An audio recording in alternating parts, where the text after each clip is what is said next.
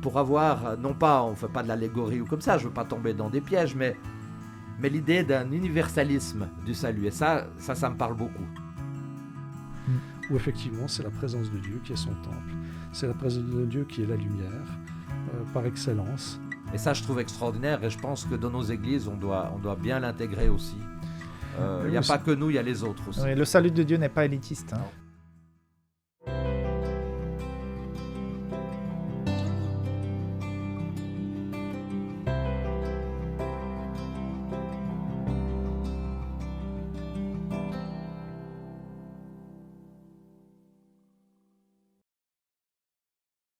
Bienvenue à votre émission 3DS, émission de l'école de sabbat, où nous vous apportons quelques éclairages pour pouvoir vous aider dans votre préparation, dans votre étude, dans votre réflexion. Et si vous ne connaissez pas la Bible, peut-être vous aider à connaître davantage. Nous traitons à chaque semaine un sujet important. Dans le trimestre, il y a un livre de la Bible qui est étudié, en tout cas pour ce trimestre-ci, ou bien ça peut être un sujet général, comme ça sera le cas du trimestre prochain. Nous arrivons à la 13e leçon, donc à la fin de ce premier trimestre 2021, et nous sommes ici à Espoir Média pour partager avec vous la leçon donc 13, dont le titre est « Renaissance de la planète Terre ». Normalement, on reçoit 2 invités, mais exceptionnellement, pour faire un peu différent, 3DS reçoit non 2, mais 3 invités, donc ça fait qu'on est 4. Aujourd'hui, je reçois, comme la semaine dernière, encore une fois, Arnie. Comment ça va, Arnie ? Tout va bien, merci. Pour ceux qui n'ont pas suivi notre émission la semaine dernière, peux-tu te présenter brièvement ? Alors, oui, alors je vais commencer par le côté professionnel. Je suis donc formateur dans une école technique. En automobile pour des jeunes qui font l'apprentissage, donc qui se préparent pour leur CFC.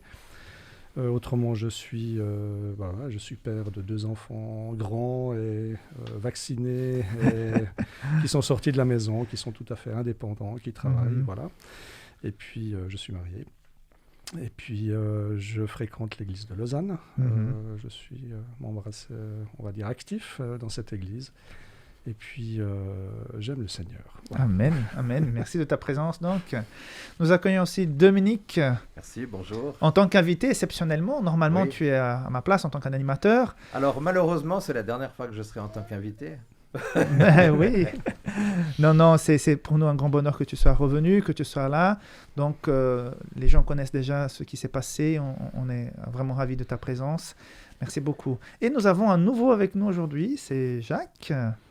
Jacques, peux-tu te présenter parce que tu es tout nouveau en Suisse et puis tout nouveau aussi sur Espoir Média. Tu as accepté de venir nous aider dans l'animation de cette leçon. Tu es médecin de formation, mais peux-tu nous raconter un peu plus sur toi ? Alors donc, je suis marié donc à Lésa Oxyrgé. Nous avons 3 enfants. Alors professionnellement, donc je suis médecin donc depuis 14 ans. Donc j'ai travaillé plus donc en Afrique centrale, donc principalement au Tchad. Je travaille aussi au Togo, d'où je viens. Donc voilà, en dehors de ça, j'ai été consultant en nutrition pour TV5 Monde, des émissions Les Matins d'Afrique. Donc j'aime beaucoup le Seigneur. Voilà. Très bien, merci de ta présence et je suis sûr que ton expérience aussi va nous enrichir aujourd'hui dans l'étude, dans nos discussions par rapport à cette leçon. Je fais juste un rappel. Je vous invite à vous abonner à cette chaîne, de vous faire un like sur cette vidéo si vous l'aimez. Et surtout, si vous avez des questions, je vous invite à les poser dans les commentaires. Nous serons ravis de pouvoir vous répondre si vous avez donc des doutes.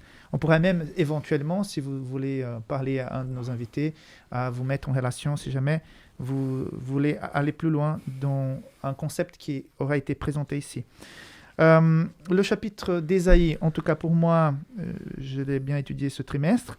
Je le divise en 6 parties et nous sommes dans cette dernière partie de chapitre 56 à 66 où il est question des serviteurs qui vont finalement hériter le royaume de Dieu.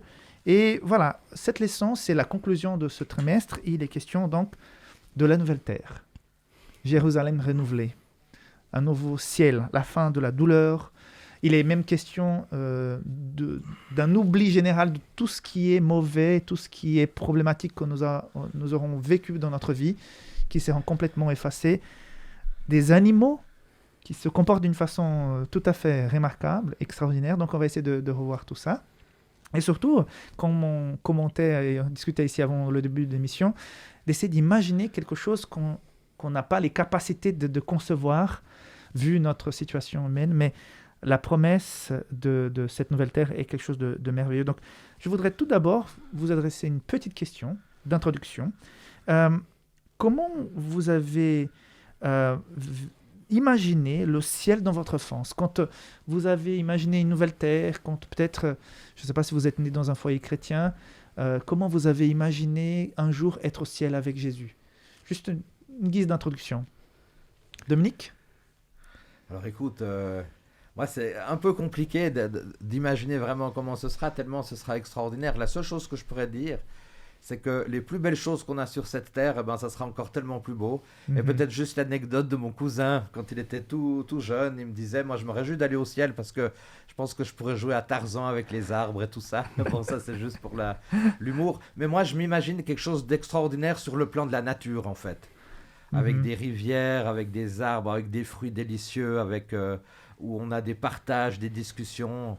Et puis, plutôt que de voir le paysage, je me suis dit, combien de questions on va pouvoir poser à tous ces êtres de la Bible? Ah, magnifique. Annie? Oui, alors, pour moi, c'est très différent, effectivement. Ce que j'ai ressenti, et je me rappelle, parce que c'est quelque chose qui m'avait quand même pas mal bouleversé, c'était de la peur. La peur du ciel? Oui. Pourquoi? Ça paraît étonnant, effectivement. Oui, parce que, voilà, mais effectivement, voilà, de ce que je me rappelle, en tout cas, puisque c'est de l'enfance que l'on parle, parce qu'effectivement, à quelque part, c'est tellement grand que il y a un côté d'inconnu et voilà, c'est pas quelque chose qui me rassurait comme ça, naturellement. Voilà. Intéressant. Voilà, c'est étrange. Après, c'est vrai qu'avec la réflexion, avec l'expérience, avec l'expérience avec Dieu, c'est clair que les choses changent, évidemment. Mais je me rappelle de cette crainte qui était assez... et je me rappelle de quelques fois où je me suis réveillé la nuit, puis c'était... angoissant. C'était angoissant, voilà. Wow. C'était angoissant. C'est vrai que ça paraît étrange. Mais peut-être, je ne sais pas, peut-être est-ce quand même un bon signe, je ne sais pas, on verra. On verra bien. Jacques, en tant qu'enfant, quelle était l'image du ciel que vous aviez? Alors pour moi, j'ai pensé, je me suis dit, voilà, je n'ai pas vraiment d'idée fixe, mais je me dis, peut-être qu'on va ressembler aux anges, on va avoir des ailes. Et c'est ça qui m'impressionnait le plus. Donc c'est l'image que moi j'ai, voilà, avoir des ailes et pouvoir voler. Avoir du bonheur, être heureux, voilà, et voilà, c'est tout. Moi, j'étais pas adventiste dans mon enfance, j'ai pas eu une formation chrétienne forte comme les enfants d'aujourd'hui, comme les miens ont eu. Et franchement, quand je pensais au ciel, ça me donnait pas trop envie parce que je me suis dit, on va passer toute la journée à jouer de l'harpe. Et ça me donnait pas du tout envie. Ça va être pas du tout amusant. En tant qu'enfant, tu penses toujours à l'aventure. Ouais. Et j'avais pas trop envie. Je disais, je veux quand même y aller, mais ça sera un peu pas intéressant. Mais bon, voilà. Tu pourras grimper aux arbres, je pense. Ouais, peut-être quand même. On va voler là. Exact. Alors, on a divisé cette étude de cette semaine en 3 parties. La première, le pourquoi d'un nouveau ciel et d'une nouvelle terre et comment y accéder, non, Ésaïe 65. Une deuxième partie, l'adoration dans cette nouvelle terre, parce que forcément, il y a de l'adoration. Et troisième partie, la vie dans cette nouvelle terre, donc Ésaïe aussi 66. Donc, je commence par cette première partie. Annie, dans Ésaïe 65, 17 à 25, il y a donc cette description du ciel, mais parfois, on ne sait pas si on parle d'une Jérusalem renouvelée, si on parle d'une vie au ciel. Comment tu vois cette description dans cette première partie? Alors, la description, c'est clair qu'elle commence très bien jusqu'au verset 19. En effet, je crée un nouveau ciel, une nouvelle terre. On ne se souviendra plus des premiers événements. Et puis, le verset 25, le loup et l'agneau brouteront ensemble, enfin des images très poétiques. Et puis, il y a un entre-deux. Et puis, j'ai lu cet entre-deux. Et alors? Il y aura, donc le verset 20, il y aura plus de nouveau-nés qui vivent quelques jours seulement, ni de vieillards qui meurent avant d'avoir terminé tout son parcours. Celui qui mourra à 100 ans sera considéré comme jeune, et celui qui n'atteindra pas 100 ans sera considéré comme maudit. Puis on aura des maisons, on va planter les vignes, et puis en plus, on ne va pas se fatiguer pour rien. Mais on va se fatiguer quand même. Voilà, je trouve assez étrange que entre deux textes qui sont très poétiques, que l'on cite très régulièrement, et puis on oublie cet aspect-là, comme si les gens qui auront un peu plus de 100 ans vont quand même mourir. Voilà, je trouve ça simplement surprenant, effectivement, et je pense qu'il y a ça mérite peut-être une réflexion. Dans le sens de la perspective. Clairement, nous lisons un texte où les personnes qui le lisent, et peut-être Ésaïe lui-même, il manque une certaine perspective que nous avons la chance d'avoir, parce qu'évidemment, il y a toute l'histoire. Il y a Jésus qui est passé entre-temps. Et voilà, c'est clair. Donc, on n'a pas la même perspective. Le peuple hébreu, clairement, imagine encore qu'effectivement, c'est le peuple élu. Et en fait, eux seront élus et les autres seront assujettis à quelque part. Il y a cette idée et qui est très difficile à enlever puisque Jésus lui-même va avoir beaucoup de difficultés même à convaincre même ses propres disciples par rapport à cela. C'est plus tard effectivement qu'on aura cette idée où finalement être élu, ça s'adresse à tout le monde. Ouais. Je fais aussi quand même un parallèle entre cette description et par exemple Matthieu 24, quand Jésus parle de son retour, il donne des signes. Et on voit qu'il y a certains signes qui ont une application pour la destruction de Jérusalem, qui va arriver quelques années plus tard, et en même temps le retour de Jésus qui nous attendons encore aujourd'hui. Donc de la même manière, je pense que dans ce chapitre d'Ésaïe 65, quand il y a cette description du ciel, il y a déjà la description de Jérusalem quand les choses seront remises en place.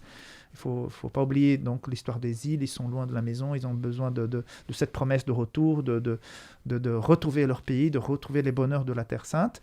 Et en même temps, il y a aussi cette promesse pour nous qui attendons la nouvelle Jérusalem, la vraie Terre Sainte où nous serons. Donc je vais me tourner aussi maintenant vers Dominique. Dominique, pourquoi nous avons besoin de ce ciel? Et si tout simplement on réglait les problèmes ici-bas et qu'on restait ici sans souci, pourquoi a-t-on besoin de déménager? Ça ne t'intéresserait pas de rester et puis essayer de régler le problème ici-bas? Pas du tout. Pas du tout, parce que ici-bas, moi je me dis, c'est pas que je veux être rabat-joie de ce qu'on est en train de vivre sur cette terre, mais moi ce qui me fait le plus souffrir, c'est toutes les personnes qui souffrent sur cette terre en fait. Alors on peut vivre des belles choses, on a des loisirs, on a des perspectives où on peut être dans la joie, dans le bonheur, quelquefois à outrance, mais considérons quand même la souffrance de ce qui se passe sur cette terre. J'aimerais juste vous témoigner, c'est vrai que j'ai été intubé 5 jours, je m'en suis sorti, j'ai remercié le Seigneur de m'avoir libéré, mais je ne fais pas un excès de triomphalisme par rapport à ça, parce qu'il y a d'autres personnes qui n'ont pas eu cette chance. Encore l'autre jour, je travaillais là, comme aumônier à la Girarde, et quelqu'un me disait, je suis très heureux de te voir, la copine de ma mère a dû être intubée 1 semaine, elle est décédée. Donc ça c'est un exemple, mais il y en aurait plein d'autres, des êtres chers qui disparaissent, etc. Donc je dirais par égard à toutes ces souffrances qu'on a sur cette terre, des douleurs physiques, des douleurs morales, même des séparations avec les êtres chers, parce que dans ta question, je peux imaginer que si on devait rester sur cette terre, il y aura toujours la douleur de la séparation. Un pouvoir économique destructeur qui quelquefois, c'est vrai que j'insiste un peu là-dessus, mais qui va englober aussi d'autres situations de souffrance. Alors par rapport à ta question, non merci, moi j'aime bien Apocalypse 21 qui dit il n'y aura plus de larmes, ni deuil, ni cris. J'attends aussi avec impatience ce retour du Seigneur. Amen. Amen. Alors Jacques, quand on lit cette description-là, il a fait mention tout à l'heure, on voit un comportement un peu étrange des animaux. On va pouvoir jouer avec des animaux qui actuellement sont des animaux dangereux. On voit qu'il y a une nouvelle nature, une nouvelle perspective. Comment comprendre ce texte? Alors, c'est vrai que la première fois, lorsque j'ai appris parler de ça, donc de cette question, donc ça m'a fait un peu sourire. parce qu'il y a quelques mois en arrière, donc on était avec les enfants au zoo et on a assisté à une agressivité animale. Et plus tard, donc quelques jours plus tard, donc je prends ce verset donc de Ésaïe, donc Ésaïe 11 verset 6. Donc on dit le loup habitera avec l'agneau et la panthère se couchera avec le chevreau, donc le veau, le lionceau et le bétail qu'on engraisse seront ensemble et un petit enfant les conduira. Alors, Ésaïe 11. Ésaïe 11, donc Ésaïe 11 verset 6. Donc j'ai lu ça pour une petite méditation en famille avec mes enfants. Et mon garçon, donc qui a 6 ans, me dit, mais c'est une blague, papa, c'est une blague, c'est vrai ça? Parce que pour lui, donc quelques semaines plus tard, il a vu l'agressivité des animaux. Il me dit, mais c'est une blague? Alors, quand on voit cette prophétie, la première chose, donc, on se rend compte que maintenant, il y a une certaine réconciliation, il y a une paix qui s'installe. Et donc, la relation donc, de prédateur-proie, donc cela a disparu. Peut-être que le péché, les hommes méchants avaient disparu, donc ça c'est sûr. Donc, on retrouve une certaine harmonie, donc en lisant ce verset, on retrouve une certaine harmonie donc, universelle dans le royaume de Christ. Et l'apôtre Paul a su bien dit donc, que toute la création est dans l'attente d'une révélation du Fils de Dieu, d'une récréation.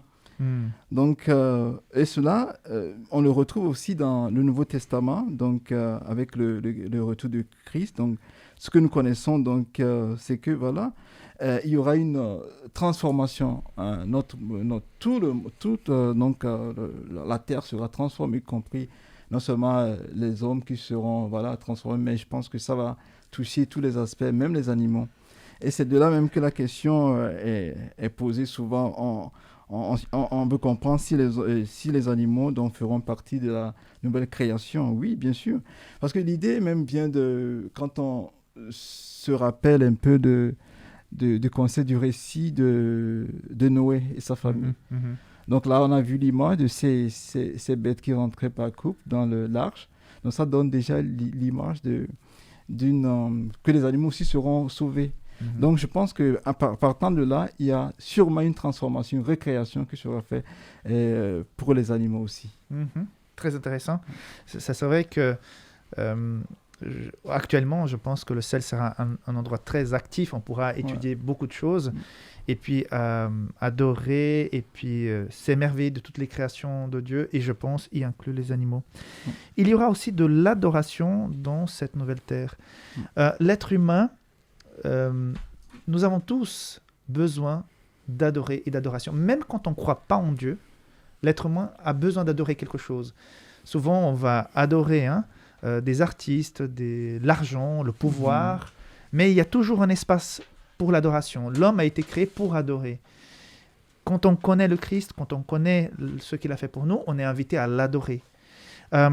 Et je pense que dans le Vétère, surtout les textes le disent, il y aura aussi une question d'adoration.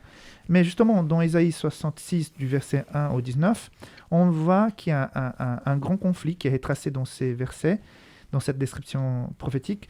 Arnie, comment tu vois ce conflit dans l'adoration? Alors, c'est vrai que le chapitre 66 est assez difficile à lire, on s'en rend compte. Mais c'est vrai qu'il y a deux adorations. Une adoration de Dieu, d'un Dieu bienveillant, d'un Dieu qui a un rêve, c'est que sa créature soit heureuse, ses créatures soient heureuses. Et puis, on a un autre type d'adoration qui, effectivement, ne respecte pas l'être humain, ne respecte pas la vie, ne respecte pas la personnalité même de cet être humain. Et ça, on voit que ça fait référence justement à tout l'aspect de l'idolâtrie. On ne s'imagine pas à quel point, et ça Ésaïe devait se battre, je pense, tout le temps, on ne s'imagine pas à quel point cette idolâtrie était barbare.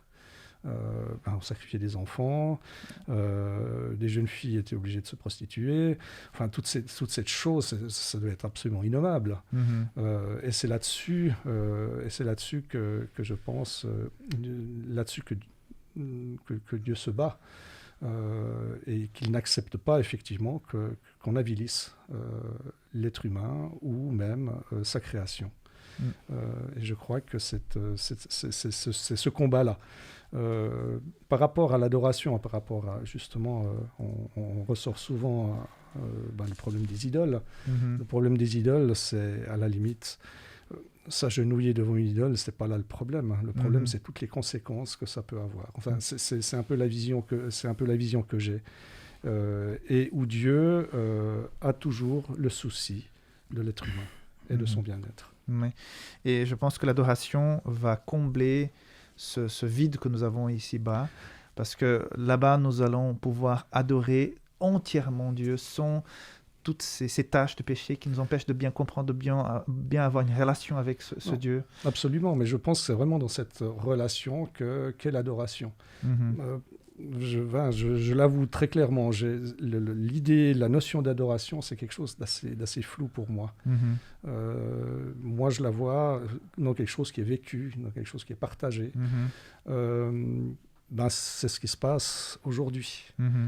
C'est une manière, effectivement, d'adorer parce que nous sommes là pour découvrir ce que Dieu, en fait, consent, fait, ce qu'il est et de quelle manière il se révèle. Donc je pense que l'adoration a de multiples facettes, dont celle-ci. Ok. Dominique, dans les versets 18 et 19, il est question d'attirer les nations vers le peuple de Dieu. Comment tu vois cette déclaration ? Alors, si tu permets, je vais juste reprendre les versets parce que c'est quelque chose d'intéressant. Et j'ai découvert quelque chose qui va peut-être changer un tout petit peu aussi ma théologie, même si je sais que parmi mes auditeurs, je ne vais pas me faire que des amis. Mais c'est pas grave, Rickson. Hein. Ésaïe 66, 18 et 19 nous dit « Je fais venir rassembler toutes les nations des gens de toutes langues, ils verront ma gloire. » Signe, alors on parle de Tarsis, on parle de Yavan, des îles, des régions côtières qui sont au loin, qui n'ont pas encore entendu parler de moi, etc. etc. Et puis je placerai un signe. C'est intéressant, on a un signe ici, l'étendard. On peut voir aussi dans Ésaïe 62, verset 10, cette même réalité. Puis on parle de certains de leurs rescapés ou rescapés de mon peuple, qui apparemment seraient les Israélites qui effectueraient une œuvre missionnaire auprès des gens des nations. Moi, j'aimerais m'arrêter juste sur une chose. On nous parle ici de Tarsis, qui semblerait-il serait plutôt du côté de l'Espagne, de Poul et Loud, qui serait plutôt la Somalie et la Libye, de Toubal, qui serait un peuple d'Asie mineure sud et de la mer Noire, et de Yavan, bon ça c'est pas nouveau, hein, vous vous rappelez avec la descendance de Noé, etc., on a aussi Yavan, qui serait la Grèce et les îles. Je vais en arriver où ici ? On aurait pu mettre d'autres contrées, on aurait pu mettre d'autres lieux. Je pense que le sens du texte ici, c'est pas de dire c'est fantastique en Espagne, même si j'aime bien les Espagnols, c'est fantastique en Somalie, en Libye, c'est fantastique avec ces îles. Pour moi ici, de ce que je comprends, on a une mission importante de parler effectivement du retour du Christ et on a quelque chose de l'universalisme du salut en fait. Pour moi, c'est pas le texte littéral qui est le plus important ici, parce qu'on aurait pu rajouter des éléments. Mais de voir, on a une géographie qui va ici, dans tous les coins. Qui va dans tous les coins et qui pourrait nous montrer l'universalisme du salut avec toutes ces régions. Donc on voit que j'aimerais qu'on sorte un peu, personnellement, ça c'est ma compréhension de plus en plus, qu'on sorte un peu du littéralisme pour avoir, non pas, on ne fait pas de l'allégorie ou comme ça, je ne veux pas tomber dans des pièges, mais l'idée d'un universalisme du salut. Et ça me parle beaucoup. Tout à fait. Alors, Arnie, je reviens encore une fois, on a parlé d'adoration tout à l'heure, et je vois aussi qu'il y a, depuis le début, quand on voit le problème de la sortie de Jardin d'Éden, tout de suite, je pense que dans la leçon 10, Dominique en a fait mention, il me semble, que tout de suite après, Dieu prépare des habits pour Adam et Ève, pour qu'ils puissent couvrir leur nudité. Donc, il y a déjà la notion du sacrifice. Sacrifice, ça veut dire quoi déjà tout de suite? Adoration, l'adoration à ce sauveur qui allait venir, à ce sacrifice, à cet agneau de Dieu. Donc, l'adoration, elle va forcément faire partie de cette vie dans la Nouvelle Jérusalem. Absolument. Comment tu vois cette vie d'adoration au ciel? Alors, s'il y a des bribes d'informations que tu as pu retrouver là-dedans. Alors, je me baserai en fait sur un verset, parce que qui dit adoration dit temple, qui dit sacrifice dit temple, voilà. Et il y a un texte dans Apocalypse 21, le verset 22. Et je ne vis pas le temple dans la ville. Hein, c'est toute la description de la Nouvelle Jérusalem, le chapitre 21. Une belle description, mais qu'il faut évidemment prendre sous forme symbolique, hein, parce qu'évidemment tout est symbolique. Mais et là, le verset 22, je le trouve très, très intéressant. Je ne vis pas de temple dans la ville, car le Seigneur, le Dieu Tout-Puissant, est son temple, ainsi que l'agneau. Et là, il y a un certain nombre de choses qui ont changé, en tout cas dans ma perspective.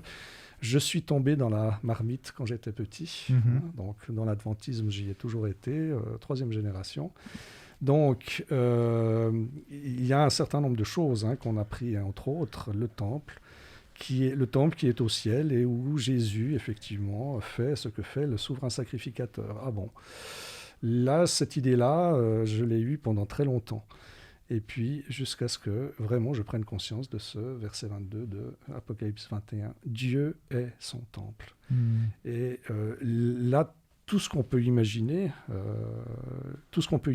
eh ben, c'est ouvert. C'est totalement ouvert. Où, effectivement, c'est la présence de Dieu qui est son temple. C'est la présence de Dieu qui est la lumière, par excellence. Voilà, c'est quelque chose qui effectivement m'inspire parce qu'effectivement tout est ouvert, tout est imaginable. On n'a pas besoin de se focaliser sur quelque chose, mais effectivement, nous avons évoqué tout à l'heure, mais qu'est-ce que ce sera pour toi, le ciel, etc. Aujourd'hui, je peux le dire, pour moi, ça m'est égal tout le reste. Pour moi, ce qui est important, c'est la rencontre avec Dieu. Exact. C'est ça qui est important. Ouais, c'est une belle réflexion. Dominique, j'ai une question un peu plus épineuse pour toi. Oui, c'est pas grave. C'est pas grave. Ça me plaît. Tu peux même te rapprocher du micro pour la répondre. Merci d'avoir profité de ce petit message. Voilà. Il est question des prêtres étrangers. C'est vrai que j'avais lu ça une fois, mais je suis tombé à nouveau sur ce récit. Je me dis, des prêtres étrangers. C'est fantastique. Ouais, des personnes étrangères dans le peuple, oui, mais carrément des prêtres. Comment tu peux expliquer ça ?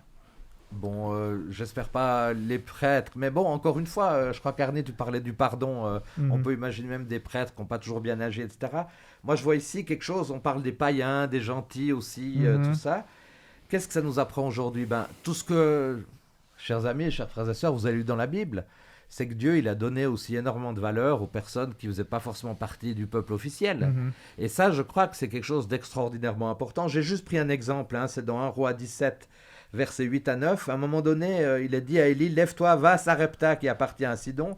Demeure là, j'ai ordonné à une femme veuve de te nourrir. Sarepta, territoire de Sidon, beaucoup de mal, reine Jézabel, déesse d'Astarté. » Tout ça, on a ça de truffé de textes, de ces expériences, où pour finir, je trouve que c'est l'amour de Dieu. On a parlé de l'amour de Dieu, du respect de Dieu. Dieu qui va permettre aussi à ces groupes de personnes de faire partie du plan du salut. Et ça, je trouve extraordinaire. Et je pense que dans nos églises, on doit bien l'intégrer aussi. Il n'y a pas que nous, il y a les autres aussi. Oui, le salut de Dieu n'est pas élitiste. Oui, c'était dans l'école du sabbat de sabbat passé, la leçon 12, où il était évoqué effectivement quand Jésus a cité le prophète et qui s'est fait jeter dehors de son propre église, si on veut bien. Oui, à Nazareth. Oui. À Nazareth, et puis qui donne l'exemple, effectivement, mais Élie n'a pas été envoyé au peuple, il a été envoyé à des gens qui étaient de l'extérieur. Et ça, c'était insupportable, effectivement, pour un peuple qui était élu. Moi, j'essaye de me mettre dans la peau de ce peuple. Comment est-ce que je peux accepter ça ? Parce qu'à quelque part, on dit quand même, nous faisons partie des élus. Mais on voit que Dieu change quand même la donne sur certaines choses. Et puis, oui, pardon. Oui. Et la parabole des travailleurs, là, le maître, il sort le matin et puis il va même trouver quelqu'un à 5 heures de l'après-midi qui va travailler 1 heure, il va donner la même chose à tout le monde. Aujourd'hui, dans notre société, on a abordé aussi, je crois, la semaine passée, aussi une réalité de notre société qui n'est pas toujours très agréable à entendre. par rapport justement au succès, à l'argent, etc. Mais c'est vrai que cette parabole, la logique de Dieu n'est pas la logique des hommes. Hein. Mais la justice de Dieu est basée sur le pardon. Ouais. Exact. Alors Jacques, on rentre dans cette troisième partie de la leçon qui concerne donc notre vie dans la nouvelle terre. Et dans le chapitre 65, verset 19, il est dit « Je ferai de Jérusalem mon allégresse et de mon peuple ma joie. On n'y entendra plus le bruit des pleurs ni les cris de détresse. » Je sais que tu as été plusieurs années médecin, justement en Afrique, dans plusieurs pays.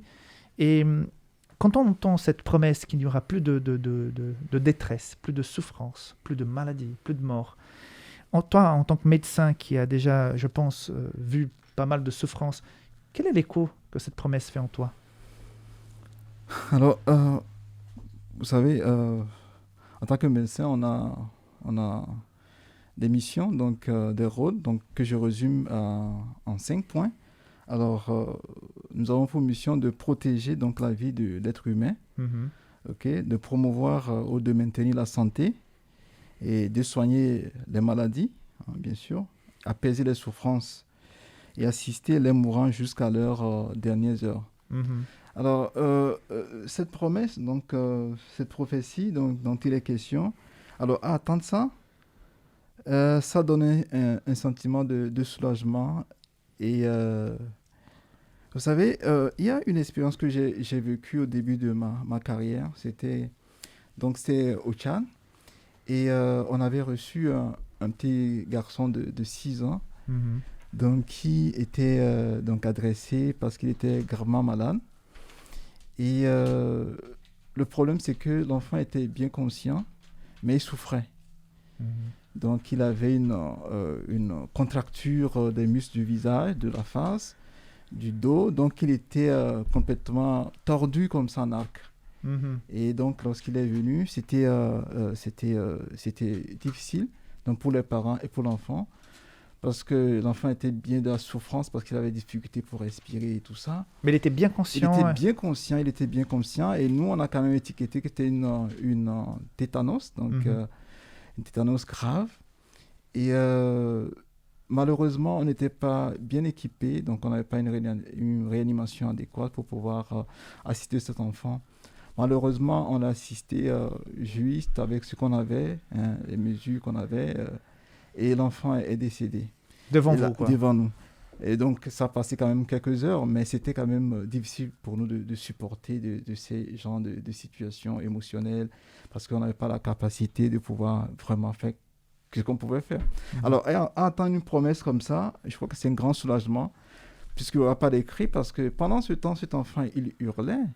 Il criait, les parents, tout le monde criait. Donc, attendre que, voilà, cette promesse nous dit, voilà, il n'y aura plus de cris, il n'y aura plus de pleurs. Pour nous, c'est un grand soulagement que cela se passe, que cela arrive le plus tôt possible. Voilà. Rapidement. Dans le chapitre 66, maintenant, verset 23, il est question de se retrouver les sabbats pour l'adoration.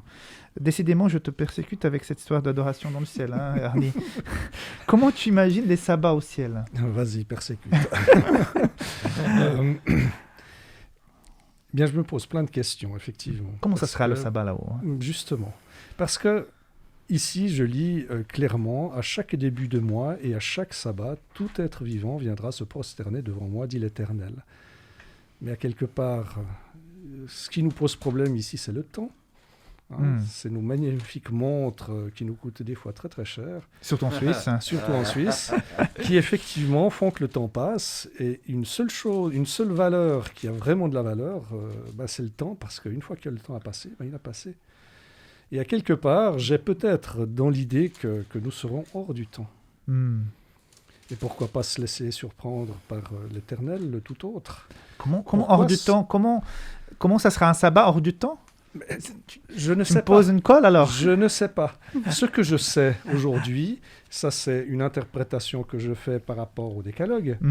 Quand je lis le 4e commandement du décalogue, ce que je vois principalement, c'est un problème physiologique. C'est-à-dire la personne qui est un serviteur, qui est un ouvrier, qui est un travailleur, arrivé le vendredi, il est dans un tel état, et ça je l'ai vécu, il est dans un tel état que le sabbat est physiologique. Je veux dire, le corps est tellement vidé de son énergie qu'on a besoin de cette ressource. Après, évidemment, peut-être les choses sont devenues moins dures physiquement, mais, et ça vous pouvez demander à ma femme, hein, elle en témoignera, il y a un vendredi soir, on avait une réunion de prière à la maison. J'ai dit, je suis désolé, mais là, il faut que j'aille me coucher. Parce que c'était plus possible. J'étais lessivé, quoi. Plus possible. Donc, je pense qu'il y a cet aspect-là, et le décalogue vient avec un peuple qui est sorti d'un esclavage, où il n'y avait pas de jour de sabbat. Donc, je crois qu'il faut que l'on mette ça dans son contexte, et à quelque part, s'il y a des choses qui disparaîtront avec le retour de Jésus et la nouvelle terre, comme nous l'espérons, eh bien, peut-être que le sabbat n'aura plus son importance. On sera tout le temps avec Dieu, comme je l'ai dit tout à l'heure. Ça sera sabbat tous les jours. Voilà, ce sera sabbat tous les jours, à quelque part. Mais ceci est simplement, voilà, ça reste que des mots, parce qu'en fin de compte, ça me dépasse. Ça nous dépasse. Voilà. Mais on pourrait tout à fait l'imaginer. Le sabbat a vraiment une importance, et je pense que Jésus a donné cette importance, et peut-être ces lettres de noblesse au sabbat, parce que ça doit être un sabbat où c'est des délices. Hein. Faites de vos sabbats des délices. Je pense qu'il y aura certainement ces moments forts. Donc, tous les jours, ça sera des beaux moments avec Dieu, mais il y aura ces moments forts qui seront les sabbats avec lui d'une façon différente. Alors, Dominique, on finit cette leçon. Chapitre 66, 13e leçon. Dernier commentaire pour chacun d'entre vous. Donc, Dominique, un dernier mot sur ces promesses d'Ésaïe. Ouais, j'aimerais revenir juste sur, ça a été dit déjà tout à l'heure, hein, mais dans Ésaïe 65, j'aimerais revenir sur ces notes tellement positives. Jérusalem est remplie de joie. Plus de peur ni de tristesse, plus de nourrissons emportés en bas âge, plus de veillards qui aient atteint un âge certain, pas bâtir des maisons pour qu'un autre y habite, les loups et les agneaux ensemble, pas de mal et de destruction. Que demander de plus? Waouh, une belle promesse. Alors, Jacques, un dernier mot par rapport à ce ciel qui nous attend, ces promesses? Alors, moi, je l'ai terminé aussi avec 1 Corinthiens 2, verset 9. Mais comme il est écrit, ce sont des choses que l'œil n'a point vues, que l'oreille n'a point donc attendu, et qui ne se sont point montées au cœur de l'homme, des choses que Dieu a préparées pour ceux qu'il aime. Voilà, je trouve que c'est vraiment intéressant. On n'imagine pas ce qui nous attend. Ouais. Ça nous dépassera tant. Ouais. Arnie, un dernier mot sur cette espérance? Ce sera très court. Laissons-nous surprendre. Bien dit. Très bien. Voilà, mes amis, on vous invite tous à imaginer, à réfléchir sur ces promesses. Nous attendons le retour de Jésus et l'arrivée de cette nouvelle terre, nouvelle Jérusalem, où il n'y aura plus de pleurs, peur, mort, maladie, les enfants qui souffrent, qui meurent, toutes ces injustices. Donc, que Jésus revienne, et rapidement. Et si je peux me permettre, Rickson, dès la semaine prochaine, on va parler de l'Alliance. C'est beau oui, aussi, n'est-ce pas? Voilà, exactement. Donc, faisons la publicité pour la prochaine leçon qui commence déjà la semaine prochaine avec Dominique qui revient aux manettes. C'est pas pour moi, mais c'est pour le mot Alliance. Exactement. Donc, on vous remercie de votre participation, de nous avoir suivis. N'oubliez pas de vous abonner à notre chaîne sur Internet. Vous pouvez aussi retrouver tous ces épisodes sur notre plateforme de streaming adventplay.tv. Et je vous invite aussi à mettre des commentaires si vous voulez réagir par rapport à certaines choses qui ont été dites pendant cette émission. À savoir que cette émission, c'est pour vous aider, pour vous donner des pistes pour l'étude de la leçon. Et on vous dit à tout bientôt pour le deuxième trimestre de cette année où nous allons, comme a dit Dominique, parler sur l'Alliance. Merci beaucoup de votre présence et à tout bientôt sur Espoir Média. Bye bye. Merci. Au revoir. Merci. Au revoir.